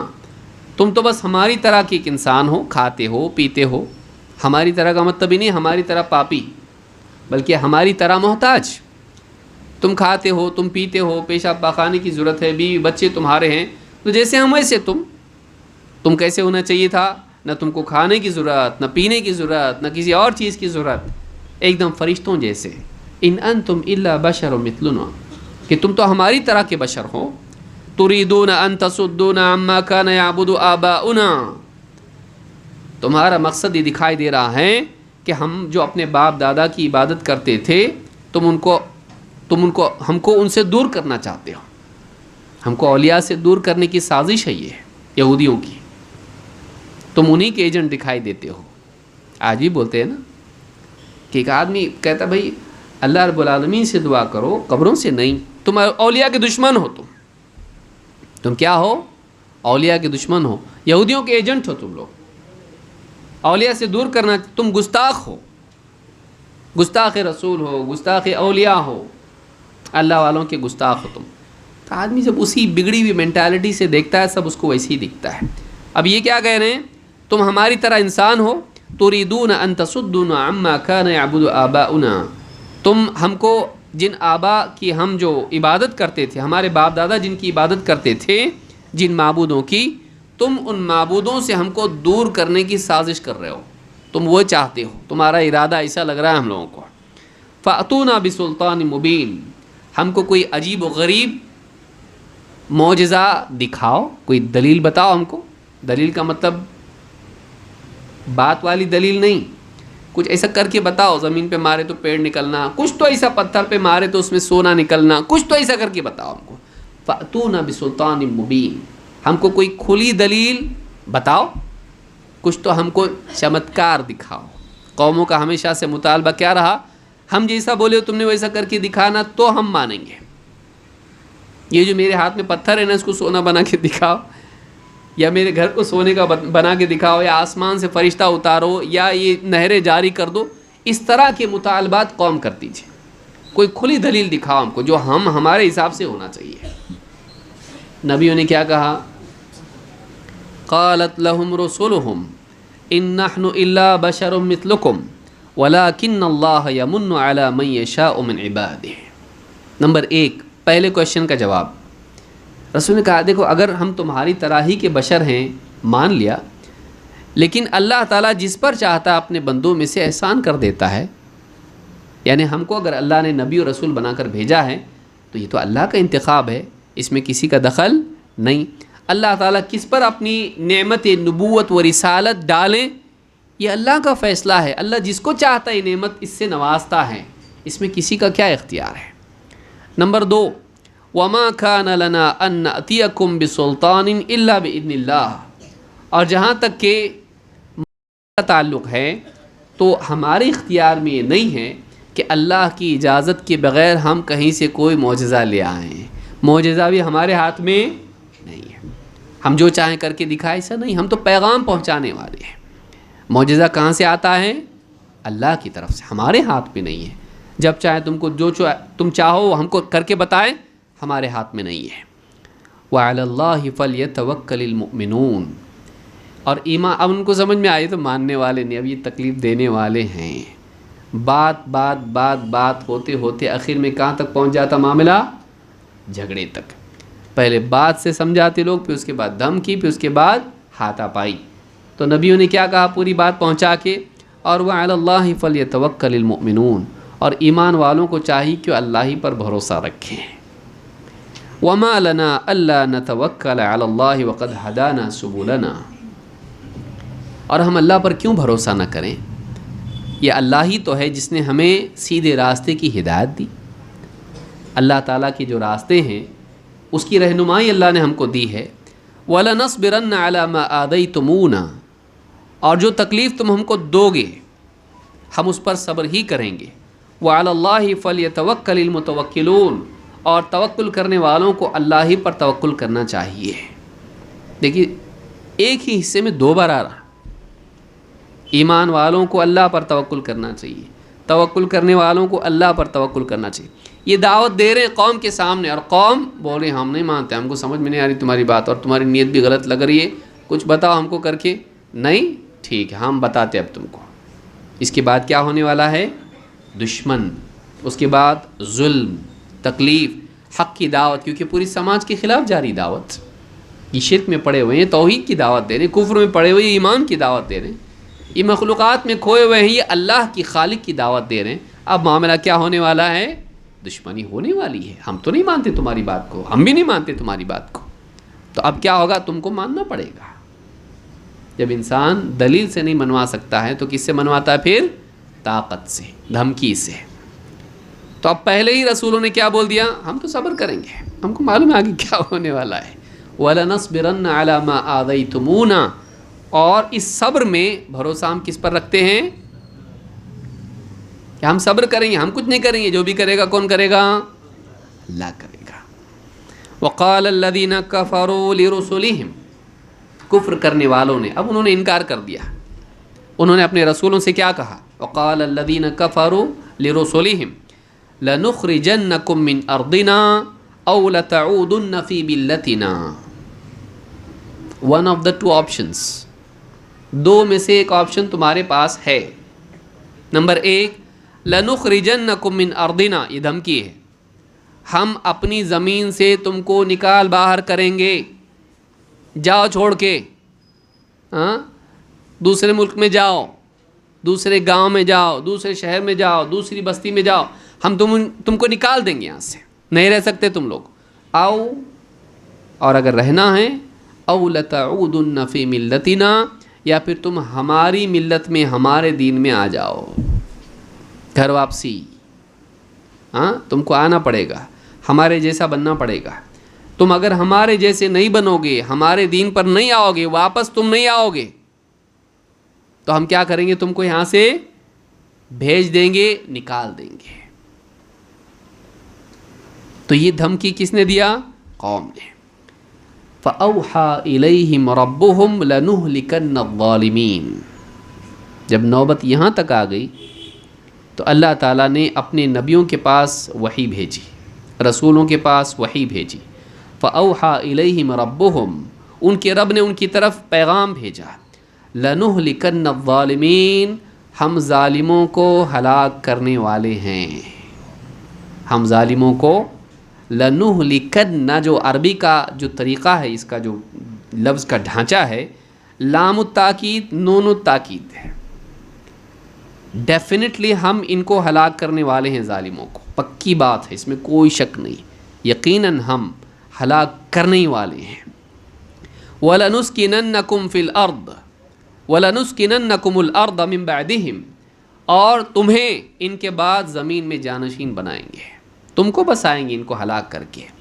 ذَلِكَ لِمَنْ خَافَ مَقَامِي وَخَافَ وَعِيدِ، اور یہ وعدہ اس کے لیے ہے جو میرے سامنے کھڑے ہونے سے ڈرتا رہا اور میرے عذاب کی وعید سے خوف کھاتا رہا. اللہ کے عذاب سے ڈر کے، اللہ کو جواب دینے کے خوف سے جو انسان زندگی دنیا میں گزارتا ہے، میرا یہ وعدہ اس کے لیے ہے کہ ہم ظالموں کو ہلاک کر کے ایسے لوگوں کو زمین میں اقتدار دیں گے، بسائیں گے، ایسے لوگوں کو زمین میں طاقت دیں گے. یہ سورہ ابراہیم آیت نمبر 9 سے 14، کتنی پیاری آیتیں، ہاں، پڑھ کے ایک دم ایمان تازہ ہو جاتا ہے. ایک دم قرآن میں اتنی ساری باتیں ہیں، ہم لوگ خالی کوئی پیدا ہوا تو پڑھتے ہیں، مرا تو پڑھتے ہیں. ہاں، قرآن کیسا پڑھتے ہیں ہم لوگ؟ یا تو دنیا کا گھر بدلا تو پڑھتے ہیں، نہیں تو دنیا سے آخرت کا گھر بدلا تو پڑھتے ہیں، ہے نا؟ کہ ہم نیا گھر لیے تو نئے گھر میں کیا کرنا چاہ رہے ہیں؟ قرآن خوانی، مدرسے کے بچوں کو بلائے، کھانا رکھے ان کے لیے، اور پڑھ کے گھر میں برکت آئے گی، اس کے لیے پڑھتے ہیں. تو ایک گھر سے دوسرے گھر میں گئے، یا تو ڈائریکٹ یہاں سے دوسری دنیا میں گئے، ہمارے چاچا انتقال ہو گیا، ابا کا انتقال ہو گیا، کل قرآن خوانی ہوگی انشاءاللہ، تو ان کے لیے قرآن پڑھتے ہیں. یہ ہمارا طریقہ ہے. یا تو پھر کوئی آدمی نہیں مر رہا تو قرآن پڑھتے ہیں. مولوی صاحب ہمارے ابا کا انتقال، اٹکے ہوئے ہیں، جا رہے اتنی جلدی، ہاں، جائیداد تقسیم ہونا چاہیے، جا رہی نہیں، رکے ہوئے ہیں، نہ جاتے نہ آتے، کیا کرنا؟ پڑھو یاسین، بھیج دو ان کو. ہاں، یاسین پڑھیں گے تو کیا ہوگا؟ جانا ہی جانا ہے، ڈیفینیٹلی جائیں گے، نہیں آئیں گے واپس. تو بھیجنے کے لیے کیا ہے؟ قرآن ہے. یہ طریقہ ہے. قرآن گمراہی سے نکلنے کے لیے، ایمان پر جمنے کے لیے، ایمان پر جمنے کے لیے، اپنی توحید کو صحیح کرنے کے لیے. لہٰذا قرآن کریم کا مطالعہ کرنا، اس کے واقعات کو پڑھنا، اس کی مثالوں کو سمجھنا، اس میں اللہ تعالیٰ کے وعد و وعید پر دھیان دینا، یہ بہت ضروری ہے. دنیا بھر کی چیزیں ہم لوگ پڑھتے، اگر ہم قرآن پڑھیں تو ہماری زندگی صحیح ہو جائے. باقی سب پڑھنے سے زندگی صحیح ہوتی نہیں، قرآن پڑھنے سے صحیح ہوگی، قرآن سے ہم کو جڑنا چاہیے۔ ہم نے پچھلے نبیوں کا حال دیکھا، محمد عربی صلی اللہ علیہ وسلم کا بھی معاملہ دیکھ لیتے ہیں کہ آپ صلی اللہ علیہ وسلم کا بھروسہ کس پر تھا۔ ابو بکر صدیق رضی اللہ تعالیٰ کہتے ہیں کنت مع النبی صلی اللہ علیہ وسلم فی الغار، میں اللہ کے نبی صلی اللہ علیہ وسلم کے ساتھ غار میں تھا، غار ثور میں، ہجرت کے سفر کی بات ہو رہی ہے۔ فرفعت رأسی فإذا أنا بأقدام القوم، میں نے غار میں سے سر اٹھا کے دیکھا تو مجھے مشرکین کے پاؤں دکھائی دینے لگے کہ مشرکین پیچھا کرتے کرتے کرتے کرتے غار ثور تک پہنچ گئے، یہاں تک کہ اتنی تنگ جگہ تھی کہ ان کے پاؤں دکھائی دے رہے تھے ہم کو، چھوٹا سا جو جانے کی جگہ تھی وہاں سے کھڑے ہوئے پاؤں دکھ رہے ہیں۔ فرفعت رأسی فإذا أنا بأقدام القوم فقلت يا نبي الله لو أن بعضهم طأطأ بصره رآنا، میں نے کہا کہ کہتے ہیں میں نے کہا اللہ کے نبی اگر ان میں سے ذرا بھی جھک کے دیکھا نا کسی نے تو ہم دکھائی دیں گے اس کو، ذرا سا جھکنا اس کا کافی ہو جائے گا، ہم چھپے ہوئے دکھے گا اس کو۔ یہاں تک آ گئے وہ لوگ۔ قال اسکت یا ابا بکر، آپ نے کہا اے ابو بکر چپ، اسکت اسکت یا ابا بکر، اثنان اللہ ثالثہما، ہم دو ہیں لیکن ہمارا تیسرا اللہ ہے۔ پہلے کیا کہا؟ چپ۔ یہ کیا ہوا؟ ذریعہ ہے نا، ذریعہ بچنے کے لیے کیا کرنا پڑے گا؟ آواز نہیں کرنا، معلوم پڑ جائے گا ان کو ہم ہیں یہاں پہ، آواز سنیں گے وہ لوگ۔ سبب اختیار کیا لیکن بھروسہ کس پر ہے؟ ہاں، انہیں کہا کہ میں چپ رہیں گے تو بچ جائیں گے، کہا ہم آواز نہیں کریں گے تو بچیں گے نہیں، ہم دو ہیں، ہمارا تیسرا کون ہے؟ اس حدیث کو امام البخاری نے مناقب الانصار میں حدیث نمبر 3922 اور امام مسلم نے فضائل الصحابہ میں روایت کیا ہے۔ معلوم ہوا کہ اللہ کے نبی صلی اللہ علیہ وسلم، آپ دیکھیے مشرکین ایک دم سامنے، گویا کہ آپ کے دشمن فساد ہو گیا اور آپ کے دروازے تک دشمن پہنچ گئے آگ اور تلوار اور لاٹھیاں لے کر، اور اس وقت میں آپ کے دل کا حال کیا ہے؟ بچے گھبرا رہے ہیں، عورتیں گھبرا رہی ہیں، اور آپ بول رہے ہیں نہیں اللہ ہمارے ساتھ ہے، اللہ ہمارے ساتھ۔ یہ انسان کا یقین ہونا چاہیے۔ اللہ کے نبی صلی اللہ علیہ وسلم کا یقین کیا ہے؟ آگے ٹھیک ہے لیکن ابھی بھی کیا ہے؟ ہم دو ہیں، اکیلے ہیں ہم لوگ، کوئی نہیں ہمارا، آپ کیسا ہوگا ہمارا؟ سارے لوگ تو چلے گئے مدینہ، کچھ مکہ میں، اور ہم لوگ پھنس گئے یہاں پہ، دو ہیں یہ اتنے سارے، کیسا ہوگا؟ ہم دو ہیں کہ ہمارے ساتھ جو ہے وہ کیسا ہے؟ جو چاہتا ہے کرتا ہے۔ ہم دو ہیں ٹھیک ہے، کوئی اور نہیں ہمارے ساتھ میں بچانے کے لیے، حفاظت کے لیے، لیکن تیسرا ہمارے ساتھ کون ہے؟ اللہ ہے، اللہ ثالثہما۔ یا ایک روایت میں کہ آپ نے فرمایا اے ابو بکر ان دو کے بارے میں تیرا کیا کہنا ہے جن کا تیسرا اللہ ہے؟ لا تحزن ان اللہ معنا، اے ابو بکر غم مت کرو، اللہ ہمارے ساتھ ہے، اللہ ہمارے ساتھ ہے، اور اللہ جس کے ساتھ ہو اس کی حفاظت ضرور کرتا ہے۔ احد کے دن جو جنگ ہوئی جس میں مسلمانوں کا بہت نقصان ہوا، اس میں ایک لمبی روایت ہے، اس میں ہے کہ ابو سفیان اس وقت مشرکین کے ساتھ تھے، بعد میں مسلمان ہوئے، تو ابو سفیان نے کہا اعلو حبل، حبل کی جے، ایگزیکٹلی یہی ترجمہ اس کا ہو سکتا ہے۔ اعلو کا مطلب ہوتا ہے اونچا رہے، اونچا رہے کون؟ حبل۔ حبل کیا ہے؟ مشرکین کا ایک بت تھا، مشرکین کا ایک بت تھا، اس کا نام کیا تھا؟ حبل۔ تو ابو سفیان نے کیا کہا؟ حبل اونچا رہے، حبل اونچا رہے، حبل کی جے، حبل کی جے۔ فقال النبی صلی اللہ علیہ وسلم اجیبو، جواب دو، جواب دو۔ قالوا ما نقول، صحابہ نے کہا کیا بولیں ہم لوگ کیسے؟ دیکھیے صحابہ کتنے پابند تھے، ہاں جواب دو تو کچھ بھی 4-5 گالیاں دے دے گا یہاں پہ کھڑا ہو کے، جواب دو ایسی کی تیسی۔ ہاں صحابہ نے کیا بولیں؟ کیا یہ مزاج ہونا چاہیے ایک مومن کا کہ وہ اہل علم سے پوچھے بغیر قدم نہیں اٹھائے، کیا بولنا بھی پوچھنا، ڈائریکٹ کنیکٹ کیے۔ ہاں لائیو یوٹیوب سیشن ہے، امت کے حالات پہ میں کچھ بولنا چاہ رہا ہوں، کوئی نہیں بول رہا عالم اس لیے میں بول رہا ہوں۔ ایسے لوگوں نے امت کا بیڑا غرق کیا ہے۔ علماء سے پوچھنا کیا بولنا ہم نے، یہ سچویشن ہے اس میں ہم نے کیا بولنا، یہ صحابہ کا مزاج ہے۔ تو کہا کہ اللہ کے رسول کیا کہیں ہم؟ بولے تو بھی پھر بھی پوچھ رہے ہیں کیا بولنا؟ تو کہا کہ قولوا اللہ اعلی و اجل. وہ بولا نا ہبل کی جائے اونچا رہے ہبل، تم کہو اللہ اعلی، اللہ سب سے اونچا ہے. ہبل اونچا ہے بول رہا ہے نا، تم بولو اللہ سب سے اونچا ہے.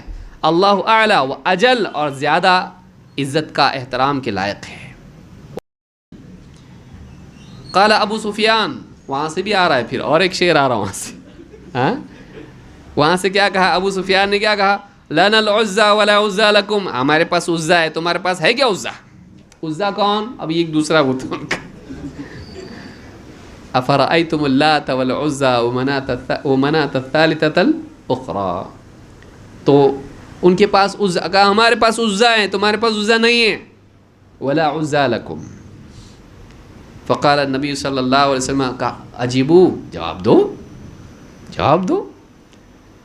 قالوا ما نقول، کہا کیا کہیں ہم لوگ؟ قولوا اللہ مولانا ولا مولا لکم، کہو کہ اللہ ہمارا مولا ہے، ہمارا کارساز ہے، تمہارا کوئی مولا نہیں، تمہارا کاموں کا بنانے والا نہیں. اللہ ہمارا مولا ہے، ہمارے کاموں کا بنانے والا، ہمارا حفاظت کرنے والا، ہماری مدد کرنے والا. مولا حفاظت کرنے والا، کارساز کاموں کا بنانے والا. اللہ مولانا ولا مولا لکم، ہمارا مولا اللہ ہے، تمہارا کوئی مولا نہیں ہے. یہ امام البخاری نے کتاب المغازی میں اس کو روایت کیا ہے، حدیث نمبر 4043. اس سے معلوم ہوتا ہے کہ اللہ کے نبی صلی اللہ علیہ وسلم ایسے حالات میں بھی صحابہ کو کیا سکھاتے تھے؟ ہمارا مولا کون؟ ہمارا کاموں کا بنانے والا کون؟ یا علی مولا. آج کل بعض لوگ پھیٹے والے کھڑے ہو رہے ہیں، بولا علی مولا، مولا علی نے کہا. کوئی صحابی ایسا بولتا تھا؟ حضرت علی کے بیٹے بولتے تھے ایسا مولا علی. تو اتنا پیارا، اتنا پیار کرنے والا، کسی ایک تابعی نے کہا مولا علی؟ کہاں سے آیا یہ شیعہ سے آیا ہے. کہاں سے آیا یہ؟ اگر یہ صحیح ہوتا تو حضرت علی کے گھر والے بولتے، اہل بیت میں سے بولتے مولا علی. کون بول رہا ہے؟ مولا علی نہیں، یہ وہ لقب نہیں ہے. مولا کے معنی محبوب کے بھی ہوتے ہیں. تو اب حدیث بتا رہے ہیں من کنت مولا فعلی مولا. اس میں اختلاف ہے علماء کا، صحیح ضعیف، صحیح مان کے چلتے ہیں اس کو. بعض علماء نے صحیح کہا اس کو، حسن درجے کی روایت ہے. اس کا بھی کیا معنی ہے؟ اس کا معنی یہ نہیں کہ وہ ہمارے کاموں کے بنانے والے. مولا کا دوسرا معنی بھی ہوتا ہے، وہ ہوتا ہے دوست، محبوب. تو میں جس کا مولا ہوں اس کا علی مولا ہے، کا مطلب جو مجھ سے محبت کرتا ہے وہ علی سے بھی محبت کرے گا. لیکن اس کو کیا بدل کے معنی کر دیا؟ کیونکہ ایک لفظ کا عربی زبان مولا غلام کو بھی بولتے ہیں. مولا کے تقریباً 8 معنی ہیں عربی زبان میں. آزاد کیے ہوئے غلام کو بھی مولا بولتے ہیں. اب بتائیے، تو اب کئی معنی اس کے ہیں، لیکن کیا کر دیا اس کو؟ کاموں کا بنانے والا. تو یہ شرکیہ عقیدہ ہے. یہ عقیدہ ہم کو نبی صلی اللہ علیہ وسلم نے نہیں سکھایا. ہمارے کاموں کا بنانے والا کون ہے؟ اللہ ہے. اور ہم سارے صحابہ سے محبت کرتے ہیں اور حضرت علی سے بھی محبت کرتے ہیں. لیکن حضرت علی کا نمبر چاروں میں کتنا ہے؟ 5واں؟ چوتھا. چاروں میں 5واں کیسا ہوتا؟ چاروں میں کیا ہے؟ چوتھا ہے. سب سے پہلا کس کا مقام؟ ابو بکر صدیق رضی اللہ تعالیٰ، ان کے بعد حضرت عمر، ان کے بعد حضرت عثمان، اور ان کے بعد حضرت علی رضی اللہ تعالیٰ. تو سارے صحابہ ہمارے نزدیک قابل احترام ہے. لیکن یہ کیا کریں گے؟ تینوں کو ہٹا کے حضرت علی کو اوپر. یہ شیعہ کا ایجنڈا ہے. ہم اس کو تسلیم نہیں کرتے. ہم حضرت علی کو خلیفہ تسلیم کرتے ہیں، پہلے نہیں، چوتھے. لیکن ان سے پہلے جو 3 تھے ان کو خلیفہ برحق مانتے ہیں. وہ خلیفہ تھے، لائق تھے. یہ نہیں کہ قبضہ کر لیے. یہ سب خرافات آج چل رہی ہیں، اور ہمارے لوگ بھی. اور کتنا حضرت علی کی فضیلت میں آیا. نیچے دیکھ، نہج البلاغہ لکھا ہوا ہے. نہج البلاغہ شیعہ کی کتاب ہے. لیکن کیا ہے؟ Forward forward forward. تو یہ فارورڈ منتری بنا ہوا ہے. نہیں کرنا. جب تک کہ آپ کو تحقیق نہ ہو کسی میسج کو آپ آگے نہیں بڑھائیں. آپ دیکھیے صحابہ بولو تو کیا بول رہے ہیں؟ کیا بولنا؟ ہاں فارورڈ کرو تو سب کرو، ہاں علم غلم مرغ مسلم سب فارورڈ کرو، آل فال سب فارورڈ کرو، نہیں، وہی فارورڈ کرو جو اس کے لائق ہو، جو ویریفائڈ ہو۔ لیکن آج کیا ہو گیا ہے کہ پہلے کون فارورڈ کیا اس کی ریس لگی ہوئی ہے، زیادہ کون فارورڈ کر رہا سینڈ کر رہا اس کی ریس لگی ہوئی ہے۔ اس وجہ سے کیا ہو رہا ہے، کچرا بھی ڈال رہے ہیں ہم لوگ سب پہ۔ تو یہ بیماری ہے، اس سے بچنا چاہیے۔ ایک غلط میسج ہم نے ڈالا لاپرواہی سے، اس سے ایک آدمی گمراہ ہو کے کفر و شرک میں مرا، ذمہ دار کون ہے؟ ذمہ دار وہ ہے جس نے بھیجا اس کو، صرف وہ نہیں جو بنایا، صرف وہ جو نہیں جس نے وہ میسج گھڑا، وہ بھی جس نے پھیلایا۔ ہاں جس نے زہر بنایا وہ ذمہ دار ہے، اور جس نے کھلایا وہ نہیں ہے۔ تو یہ سوچنا چاہیے، لاپرواہی سے اگر کوئی آدمی دوائی بھی دیتا ہے اور وہ آدمی نقصان کسی کا ہوتا ہے، یہ ذمہ دار ہے۔ اس سے بڑھ کے یہ ہے کہ ہم زہر کو عام کریں اور دیکھیں نہیں، بولے کیا ہوتا لوگوں کا فائدہ ہونا، بات تو اچھی ہے نا، تیرے کو اچھی لگ رہی، لیکن وہ بات کیا ہو سکتی ہے، غلط ہو سکتی ہے۔ کہ میں علم کا شہر ہوں، اللہ کے نبی صلی اللہ علیہ وسلم کے نام سے حدیث عام ہے، میں علم کا شہر ہوں اور علی اس کا دروازہ ہے، اور کتنی زبردست بات ہے، علم کے شہر اور علی دروازہ، کتنی اچھی بات ہے نا۔ ہاں، اور باقی سارے لوگ کیا ہیں، کھڑکیاں۔ یعنی تو یہ بتا رہا ہے کہ ایک ہی دروازہ ہے، تم کو اگر علم لینا ہے تو کدھر سے آنا پڑے گا، علی سے، اور باقی لوگ ابو ہریرہ، ہاں عائشہ، عبداللہ ابن عمر، عبداللہ ابن عباس، انس ابن مالک، ابو موسیٰ اشعری، اتنے سارے صحابہ، وہ کون، دروازے نہیں سب بند۔ مطلب شیعہ کا کیا پیغام ہے، آنا ہے تم کو ادھر سے آنا پڑے گا، مولا علی سے لینا پڑے گا تم کو، وہیں سے جا کے علم لیں گے نبی سے، اور کوئی رستہ نہیں ہے، ایک ہی دروازہ ہے۔ اب اس کی دماغ میں آیا نہیں، یار میرے کو سمجھا نہیں، جب سمجھا نہیں تو پوچھا کیوں نہیں؟ تجھ کو اچھا لگا تو صحیح ہو جاتا کیا؟ ہاں تجھ کو اچھا لگا صحیح ہو جاتا نہیں۔ تو بہت سارے کفریہ شرکیہ پیغامات ہم لوگ عام کر دیتے ہیں اور دیکھتے نہیں کہ صحیح ہے۔ صحابہ کی اس روایت میں بہت اہم نقطہ اور اس دور کی بہت بڑی ضرورت ہے، اسی لیے اس کو سمجھا رہا ہوں۔ اسی وجہ سے کئی لوگ گمراہ بھی ہو گئے۔ یہ جو چیز ہے فلٹر کر کے لینا، فلٹر کر کے دینا، معتبر چیز لینا، معتبر دینا۔ کیا نقلی نوٹ لینا اور نقلی نوٹ دینا ایسا چلتا نہیں چلتا، کہاں جاتے؟ تو اس کے لیے بہت یاد رکھیں کہ اللہ رب العالمین کے مجرم نہ بنے۔ تو صحابہ اور اللہ کے نبی صلی اللہ علیہ وسلم کا عقیدہ یہ تھا کہ اللہ ہمارا کارساز ہے۔ تمہارے پاس اگر لات ہے، عزا ہے، حبل ہے، گبل ہے، جو بھی تمہارے پاس ہے، ہمارے پاس کون ہے؟ وہ ہم کو کافی ہے۔ اللہ مولانا ولا مولا لکم، ہمارا مولا اللہ ہے، تمہارا کوئی نہیں ہے۔ یہ سب جتنے سب نقلی ہیں، کچھ کرنے والے نہیں ہیں، یہ پتھر کی لکڑی کے بنائے ہوئے بت ہیں، کچھ بھی نہیں ہے، یہ کاموں میں کوئی بناتے یہ نہیں بناتے۔ دھوپ میں رکھو تو سائے میں نہیں جا سکتے، آگ میں ڈالو تو باہر نہیں آ سکتے، تم کو بچائیں گے نہیں۔ ہمارا رب قادر ہے، جس نے انبیاء کو بچایا، پانی سے بھی بچایا اور آگ سے بھی بچایا، وہ ہمارا رب ہے، وہ ہمارا مولا ہے۔ ہم موسیٰ علیہ السلام اور ابراہیم علیہ السلام پر بھی بھروسہ نہیں کرتے، ان کو جو بچایا اس پہ بھروسہ کرتے ہیں۔ ہم محمد صلی اللہ علیہ وسلم پر توکل نہیں کرتے، ان کو جو بچایا کون، اس پہ بھروسہ، انہوں نے جس پہ بھروسہ کیا ہم اس پہ بھروسہ کرتے ہیں۔ یہ عقیدہ ہمارا ہونا چاہیے۔ اللہ کے نبی صلی اللہ علیہ وسلم نے ہم کو یہ سکھایا کہ ہم اللہ پر توکل کریں، اور اسی کے ساتھ ساتھ اب یہ اس کا دوسرا پہلو بھی یاد رکھیں، ورنہ گھر پہ جائیں گے بولیں گے آج سے میں جاب پہ نہیں جا رہا، میرا بھروسہ کس پہ ہے؟ اب یہ بولیں گے کہاں جا رہی، کون سا بیان مولانا سے ملا ہوا میرے کو، میں بات کرتی ہوں اس سے۔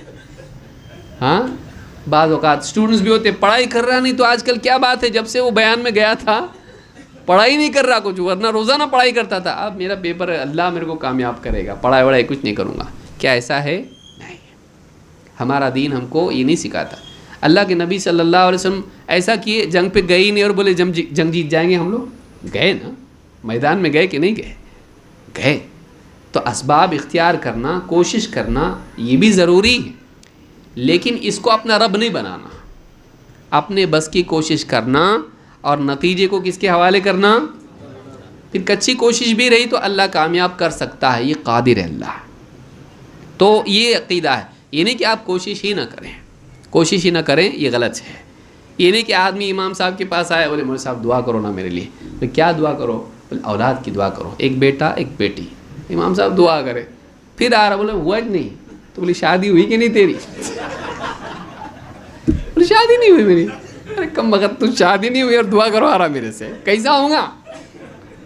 نکاح تو کر، نکاح کر پھر دعا کرنا ہے نا، اس کے سبب بھی تو اختیار کرنا ہے کہ تیرے کو بیٹا ہوں گا. سمجھ میں آ رہی بات؟ تو بعض اوقات آدمی اتنا جہالت میں مبتلا ہوتا ہے. جو اسباب اللہ نے بنائے ہیں، اللہ تعالیٰ نے اگر کھانا بنایا، انگلیاں بنائی نا لقمہ بنانے کے لیے، تو سبب بنایا کہ نہیں بنایا کہ خالی کھانا ڈائریکٹ جائیں گے منہ میں؟ اللہ نے لقمہ بنانے کے لیے انگلیاں بنائی کہ تو ہاتھ سے لے اور کھا. دانت بھی دیے نا چبانے کے لیے، نہ چبائیں گا، نہ لقمہ بنائیں گا، نہ نگلے گا اور چاہے گا کہ مجھ کو رزق ملے. یہ کون سے بے وقوفی ہے؟ اللہ نے پھر اتنا سارا بنایا کیوں؟ بارش برسائی، اس میں کھیتی کرنے کا سکھایا، اللہ نے سب کچھ بتایا. یہ سارا کیوں بنایا اللہ نے نظام؟ کہ انسان کوشش کرے. لیکن پرابلم کہاں آتا ہے؟ انسان کوشش کو ہی اپنا رب بنا لیتا ہے. ایسا ہوتا کیا؟ کام پہ نہیں گئے تو اللہ کھلاتا کیا؟ کفر ہے یہ. کام پہ نہیں گئے تو اللہ کھلا سکتا کیا؟ اللہ کام پہ نہیں، ساری دنیا کے کام ختم ہو گئے تو بھی کھلا سکتا ہے. کیونکہ ماں کے پیٹ میں جو بچہ رہتا ہے کوئی کام پہ جاتا، اللہ اس کو بھی کھلاتا. اتنی ساری مچھلیاں، اتنے سارے چرند و پرند، کیڑے مکوڑے، سب جتنی مخلوقات ہیں، ان سب کو کون کھلاتا ہے؟ کام پہ جاتے ہیں لوگ، اللہ ان کو کھلاتا ہے. اس چڑیا کو بھی کھلاتا ہے جو جاتی ہے ڈھونڈتی غذا، اور اس چڑیا کو بھی کھلاتا ہے چوزے کو جو گھونسلے میں رہتا ہے، وہ کام پہ نہیں جاتا، اس کو بھی اللہ کھلاتا. تو اللہ تعالیٰ قادر ہے کہ بغیر سبب کے کرے، لیکن اللہ کا حکم ہے سبب اختیار کرو. کر کے ہم کرتے ہیں، یہ نہیں کہ اللہ اس کے بغیر دے نہیں سکتا. سمجھ میں آ رہی بات؟ جنت میں جائیں گے جاب پہ، ہاں کون رہیں گے؟ آئی ٹی والے اور یہ وہ سب رہیں گے جنت میں. بولے میں آئی ٹی میں میرا پیکیج اتنے کا ہے، ایسا ہوگا؟ جنت میں کوئی جاب نہیں ہے کہ یہ کریں گے تو تنخواہ ملے گی. تو پھر کچھ بیوی بول رہی جاؤ جلدی جاؤ، دیکھو لے کے آؤ کچھ تو بھی کھانے کو نہیں اپنے گھر میں. جنت میں ہوگا ایسا؟ نہیں ہوگا. جنت میں جو چاہیں گے ملے گا. تو پھر جب اللہ وہاں دے سکتا ہے، یہاں بھی دے سکتا ہے. لیکن اللہ نے قاعدہ بنایا ہے کہ تم اس کو فالو کرو. اس میں ہمارا امتحان ہے کہ ہم چیزوں میں، کوششوں میں پھنس کے اسی کے ہو جاتے، یا اس میں رہ کے اللہ کو یاد رکھتے ہیں. بھائی جب تک کہ چیزوں میں نہیں ڈالا جائے گا، اس پہ اللہ کو یاد رکھتا کہ نہیں، ٹیسٹ کیسے ہوگا؟ کچھ ہی سب ہو رہا تو اس میں تو ظاہر بات ہے اللہ ہی یاد رہے گا. لیکن چیزوں میں انسان کو اللہ تعالیٰ نے ڈالا تاکہ ان چیزوں میں رہ کر انسان کس کو یاد رکھے. یہ امتحان ہے ہمارا. تو اسباب اختیار کرنا ہے، لیکن اسباب کو اپنا رب بنانا صحیح نہیں ہے. انس بن مالک رضی اللہ تعالیٰ عنہ کہتے ہیں، قال رجل یا رسول اللہ اعقلها واتوکل او اطلقها واتوکل. میں اپنے اونٹ کو باندھ کے اللہ پہ بھروسہ کروں یا اس کو کھلا چھوڑ کے اللہ پہ بھروسہ کروں؟ یعنی اونٹ کے بارے میں کہ اللہ چاہے گا تو اونٹ رہے گا، نہیں چاہے گا تو چلا جائے گا. تو جب اللہ ہی پہ بھروسہ کرنا ہے تو میں اونٹ کو کھونے سے بچانے کے لیے باندھوں یا نہیں، یا ایسے ہی چھوڑ دوں اور اللہ چاہے گا تو کھوئے گا، نہیں تو نہیں کھوئے گا. اونٹ میرا رہے گا میرے پاس، نہیں تو چلا جائے گا. تو اللہ پر بھروسہ کر کے، یعنی میں باندھ کے بھروسہ کروں یا کھلا چھوڑ کے. قال اعقلها وتوکل. آپ نے کہا اس کو باندھ اور اللہ پہ بھروسہ رکھ. اس کو باندھ بھی اور اللہ پہ بھروسہ بھی رکھ. یہ نہیں کہا باندھ مت اور بھروسہ رکھ، باندھ اور بھروسہ مت رکھ، نہیں، بلکہ باندھنا کس سے ہے؟ ہاتھ سے. بھروسہ کس سے کرنا ہے؟ اللہ سے. بھروسہ کس سے کرنا ہے؟ دل سے. باندھنے کا کام ہاتھ سے ہوتا ہے اور بھروسہ کرنے کا کام دل سے ہوتا ہے. ہاتھ اپنا کام کرے، دل اپنا کام کرے، اس میں کوئی ٹکراؤ ہے؟ نہیں ہے. کہ باندھ کے اسباب اختیار کیا اور اسباب کے بعد بھی یہ یقین رکھا کہ اس کو باندھ کے بھی بچانے والا کون ہے. میں نے میرا کام تو کر دیا, اب اللہ کے سپرد کر دیا. اللہ چاہے گا تو یہ رسی باقی رہے گی, نہیں تو یہ توڑ کے بھاگے گا. اللہ چاہے گا وہ ہوگا. تو اللہ جو چاہتا ہے وہی ہوتا ہے. امام ترمذی نے اس کو روایت کیا ہے. تو یہ ایک اور روایت ہم دیکھتے ہیں. وقت ہو گیا ہے میرے خیال سے یا باقی ہے؟ اذان کا وقت ہو گیا ہے. آخری بات کہہ کے میں اپنی بات چلے گا. ابن عباس رضی اللہ تعالیٰ عنہ کہتے ہیں کان اہل الیمن یحجون ولا یتزودون. یمن کے کچھ لوگ ایسے بھی اللہ کے نبی صلی اللہ علیہ وسلم کے زمانے میں تھے جو حج کرتے تھے اور ساتھ میں زاد راہ, جس کو ہم یعنی توشہ کہتے ہیں, راستے میں کھانے پینے یا اسی طرح سے لباس اور ضرورت کی چیزیں ہیں, وہ ساتھ میں نہیں لیتے تھے. حج کرتے تھے اور حج کے سفر میں جو ضرورت کی چیزیں ہیں ساتھ میں نہیں لیتے تھے. وَيَقُولُونَ نَحْنُ الْمُتَوَكِّلُونَ, اور کیا کہتے تھے, ہم اللہ پہ بھروسہ کرتے ہیں. ہم کیا کرتے, اللہ پہ بھروسہ کرتے ہیں.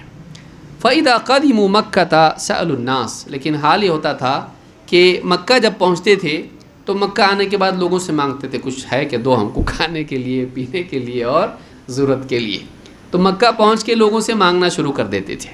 فَأَنزَلَ اللَّهُ تَعَالَى وَتَزَوَّدُوا فَإِنَّ خَيْرَ الزَّادِ التَّقْوَى.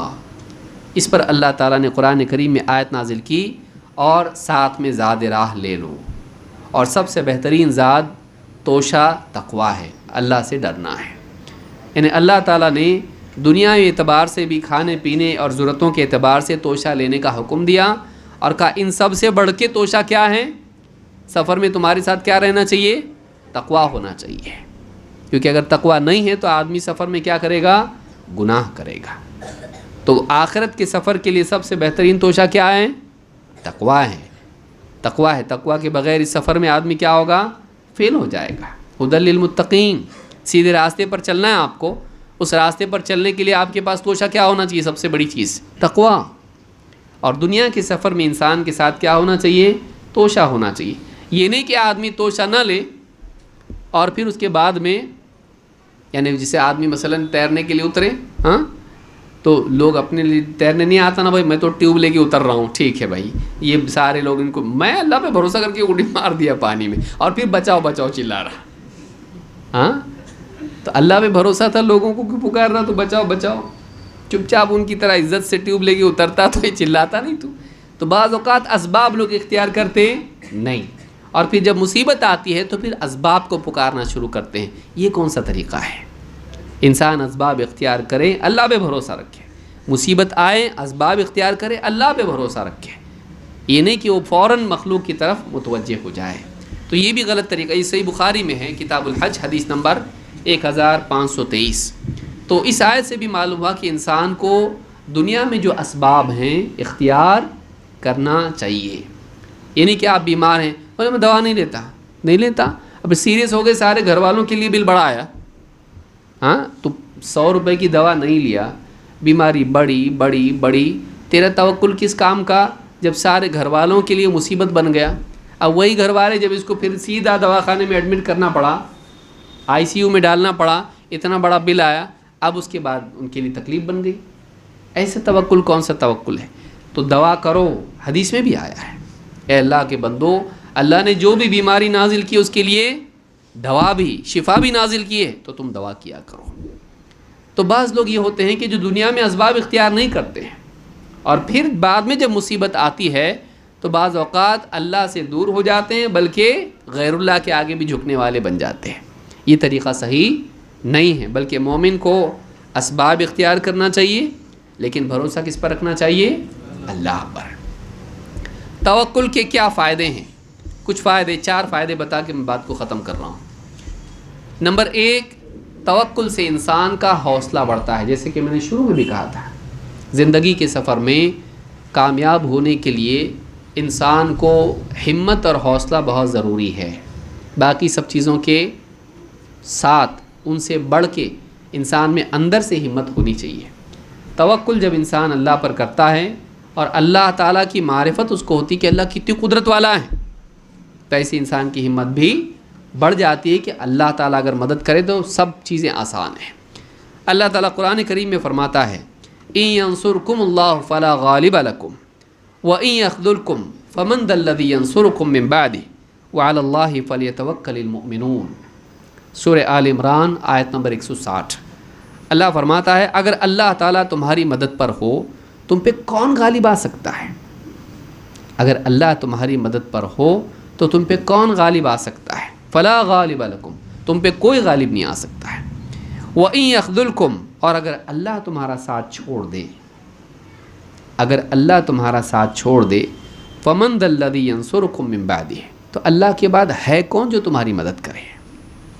اب غور کریں، اگر اللہ تمہاری مدد پر ہو تم پہ کوئی غالب نہیں آ سکتا، اور اگر اللہ ہی تمہارا ساتھ چھوڑ دے، ساری ٹیکنالوجی، میجورٹی، یہ وہ اور حکومتیں، سارا ایجوکیشن، ڈگریاں، پیسہ، مین پاور، منی پاور، اگر اللہ تمہارا ساتھ چھوڑ دے، فَمَنْ ذَا الَّذِي يَنصُرُكُم مِّن بَعْدِهِ، تو اللہ کے بعد ہے کون جو تمہاری مدد کرے؟ تو وَعَلَى اللَّهِ فَلْيَتَوَكَّلِ الْمُؤْمِنُونَ، تو اللہ ہی پر بھروسہ کرنا چاہیے ایمان والوں کو۔ اپنے دماغ سے چیزوں کا بھوت آدمی نکال دے، یہ ہوا تو یہ ہوتا، یہ رہنا ضروری، یہ نہیں ہے کر کے مسلمانوں کا یہ حال ہے۔ مسلمانوں کا حال برا اسی لیے ہے کہ مسلمان اللہ سے دور ہو گئے۔ سب سے بڑی وجہ یہ ہے، مسلمان ایک تو توحید نہیں، ایک بڑے طبقے میں جس میں ہے توحید، اس کی زندگی میں عبادت کا وہ اہتمام نہیں، اللہ کے حکموں کی تعمیل نہیں، اور پھر چاہتا ہے اللہ مدد کرے۔ احفظ اللہ یحفظک، حدیث میں کیوں آیا ہے؟ تو اللہ کی حفاظت کر، اللہ تیری حفاظت کرے گا۔ اللہ کی حفاظت کا کیا مطلب ہے؟ اللہ کے حکموں کی حفاظت کر، اللہ کے حکموں کو ضائع مت کر، اللہ تجھ کو بھی ضائع نہیں کرے گا۔ تو اللہ کے دین کو ضائع کرے گا، اللہ کے حکموں کو ضائع کرے گا، اللہ تجھ کو ضائع کر دے گا۔ تو اپنی حفاظت چاہتا ہے، اللہ کے دین کی حفاظت کر، احفظ اللہ یحفظک۔ تو اللہ کا وعدہ مشروط ہے، مطلق نہیں ہے۔ کہا کہ اگر اللہ تمہاری مدد پر ہو پہ تم پہ کوئی غالب نہیں آ سکتا ہے، اگر اللہ تمہاری مدد پر ہو تم پہ کوئی غالب نہیں آ سکتا، اور اگر اللہ تمہارا ساتھ چھوڑ دے تو کون ہے جو تمہاری، اللہ کے بعد میں کون ہے جو تمہاری مدد کرے؟ اور توکل کرنے والوں کو اللہ ہی پر، ایمان والوں کو اللہ ہی پر توکل کرنا چاہیے۔ تو نمبر ایک یہ ہے کہ انسان کا ذہن یہ بنتا ہے اللہ اگر مدد کرے کوئی ہم پہ غالب نہیں آ سکتا ہے، یہ ہمت بڑھتی انسان کی۔ اگر اللہ میری حفاظت کرے کوئی چیز نقصان نہیں دے گی۔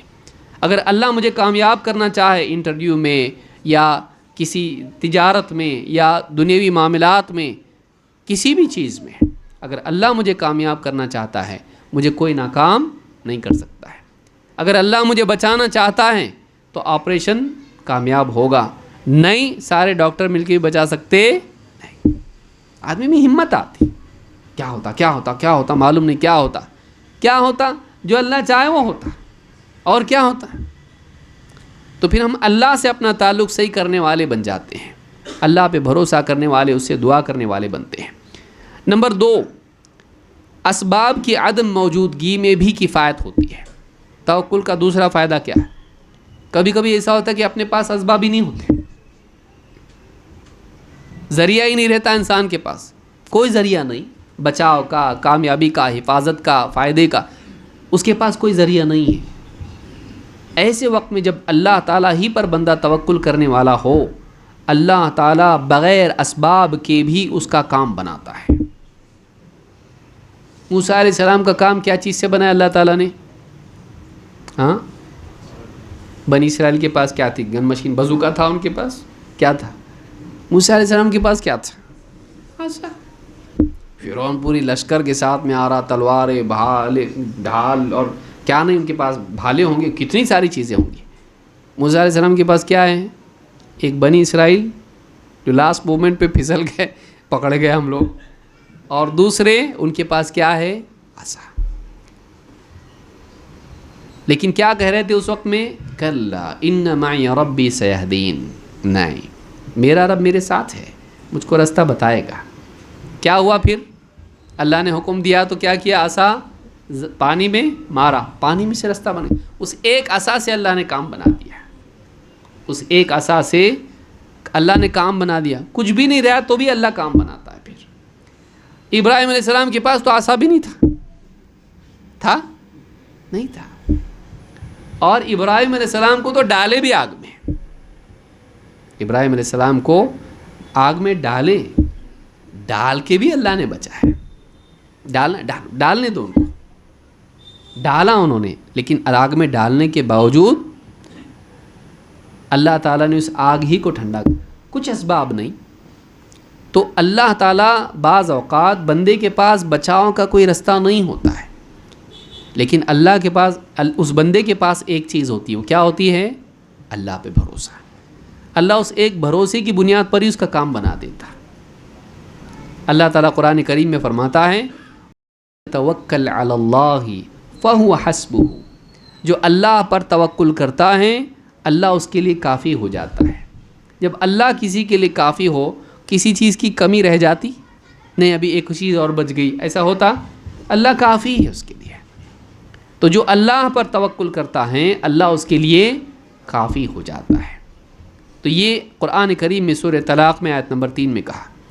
تو یہ دوسری چیز ہے جو توکل کے فوائد میں سے. نمبر 3, آخرت کی نعمتوں کا حصول بھی توکل کے ذریعے سے ہوتا ہے. جنت کی نعمتیں چاہیے, توکل کرنا پڑے گا. جنت کس کے لیے ہے؟ اللہ پہ بھروسہ کرنے والوں کے لیے.